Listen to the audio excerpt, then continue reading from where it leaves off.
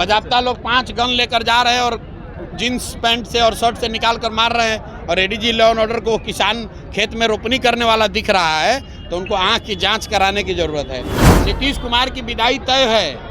नवंबर के बाद यहाँ बिहार में नया मुख्यमंत्री बन रहा है। पारस हॉस्पिटल में जो गोली चली है, हत्या हुई है, अभी कल भी मैंने आप लोगों को कहा है कि बिहार में कानून व्यवस्था की स्थिति लगातार बिगड़ेगी, अभी और बिगड़ेगी। इसलिए बिगड़ेगी कि पूरा पुलिस प्रशासन तो शराब से पैसा कमाने में, बालू माफियाओं के साथ साठगांठ करके पैसा कमाने में, घूस लेने में लगा हुआ है। 20 बरस शासन में रहने के बाद, बिहार के लोगों की बर्बादी और बदहाली के बाद अब नीतीश कुमार 125 यूनिट बिजली फ्री का अगर लॉलीपॉप दे रहे हैं तो कोई इसको मानने वाला नहीं है। बिजली के विषय में जो समाज के लिए सबसे बड़ा इशू है वो है स्मार्ट प्रीपेड मीटर का।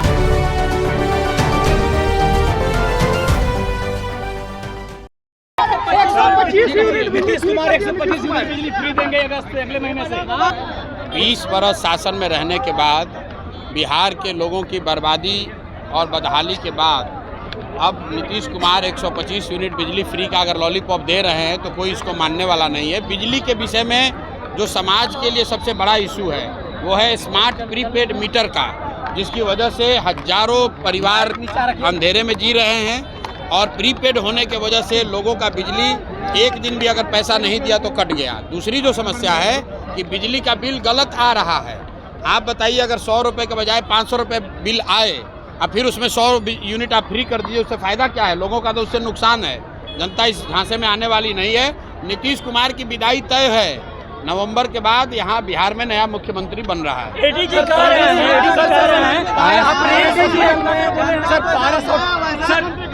पारस हॉस्पिटल में गोली मारी गई है। भाई देखिए, पारस हॉस्पिटल में जो गोली चली है, हत्या हुई है, अभी कल भी मैंने आप लोगों को कहा है कि बिहार में कानून व्यवस्था की स्थिति लगातार बिगड़ेगी, अभी और बिगड़ेगी। इसलिए बिगड़ेगी कि पूरा पुलिस प्रशासन तो शराब से पैसा कमाने में, बालू माफियाओं के साथ साठगांठ करके पैसा कमाने में, घूस लेने में लगा हुआ है। जितने मंत्री हैं, जितने सरकार के लोग हैं, वो ट्रांसफ़र पोस्टिंग में करोड़ों रुपए का उगाही कर रहे हैं। तो आप जब पुलिस वाले शराब और बालू से पैसा कमाने में लगे हैं तो कानून व्यवस्था का काम कब करेंगे? तो ये स्थिति न सिर्फ अभी बिगड़ी है, आगे भी बिगड़ने वाली है। सरकार का इकबाल खत्म हो गया है। नीतीश कुमार मुख्यमंत्री के तौर पर काम नहीं कर रहे हैं। उनकी शारीरिक मानसिक स्थिति ऐसी नहीं है। ये बात पिछले कई महीनों से मैं कह रहा हूँ। परिवार का मुखिया, सरकार का मुखिया ही जब अचेतन अवस्था में रहेगा तो निश्चित तौर पर यह स्थिति होगी। ये स्थिति और भयावह होने वाली है। एडीजी कह रहे हैं कि अप्रैल से जून के बीच में किसान को काम नहीं होता, इसलिए अपराध बढ़ रहा है। अब एडीजी लॉ एंड ऑर्डर को अगर ऐसा लग रहा है कि किसान जो है वो फ्री है इसलिए अपराध कर रहा है, तो ये उस अफसर की मानसिकता को दिखाता है, सरकार की मानसिकता को दिखाता है और ये बताता है कि बिहार में स्थिति दिनों दिन क्यों खराब हो रही है। जिम्मेवारी लेने के बजाय, अफसरों पर कार्रवाई होने के बजाय अफसर समाज पर, किसानों पर, मजदूरों पर इसका दोषारोपण कर रहे हैं। पारस हॉस्पिटल में जहां पर ये हत्या हुई है वो कोई किसान जाकर थोड़ी ना मारा है। वीडियो जारी हुआ है, देख लीजिए।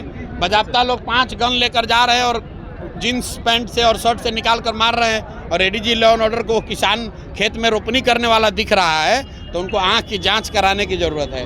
खान सर ने कहा है कि शराबबंदी की बात करने वाले लोग बेशर्म हैं। अब ये खान साहब का अपना ओपिनियन हो सकता है। कल प्राइम मिनिस्टर मोतिहारी आ रहे हैं, क्या कुछ कहेंगे आप? क्या डिमांड है? भाई प्राइम मिनिस्टर साहब मोदी जी चौथी बार आ रहे हैं। हर बार पिछले 3-4 महीने से मैं यही कह रहा हूं कि मोदी जी को बिहार में ये बताना चाहिए कि हम लोग की शिक्षा व्यवस्था कब सुधरेगी। मोदी जी को ये बताना चाहिए कि बिहार से पलायन कब रुकेगा। मोदी जी को ये बताना चाहिए कि यहाँ रोजगार फैक्ट्री कब होगा ताकि बच्चों को गुजरात और महाराष्ट्र 10-12 हज़ार रुपये के लिए न जाना पड़े। बाकी की जो बात कर रहे हैं मोदी जी कि एक ट्रेन दे देंगे, एक रोड बना देंगे, इसकी हम लोग को ज़रूरत नहीं है। ये जो हम लोग सब अपने से कर सकते हैं। हम लोग के बच्चों के लिए रोजगार होना चाहिए, पलायन बंद होना चाहिए। 2 रुपया कम मिले लेकिन बच्चे अपने परिवार के साथ रह सकें, लोग अपने परिवार के साथ रह सकें, पढ़ाई कर सकें, रोजगार कर सकें। लोगों की ये इच्छा है। और आपने अभी सभा में देखा, मैंने पूछा भाई अगर वोट बिहार का है तो फैक्ट्री कहाँ लगना चाहिए? लोगों ने कहा बिहार में लगना चाहिए। और मैंने ये भी पूछा कि बताओ 15 साल में आप मोदी को वोट दे रहे हो, बिहार के लोग, मोदी जी ने फैक्ट्री कहाँ लगाया है, बिहार में कि गुजरात में? तो हर व्यक्ति कह रहा है कि नहीं गुजरात में लगाए हैं। और फिर मैंने लोगों से पूछा कि ये आपको आगे मंजूर है, तो लोगों ने कहा ये मंजूर नहीं है, अब ये नहीं चलेगा कि आप वोट बिहार में लीजिएगा और फैक्ट्री गुजरात में लगाइएगा। बिहार में बदलाव होगा, बिहार में जनता का राज होगा, बच्चों के लिए शिक्षा रोजगार होगा।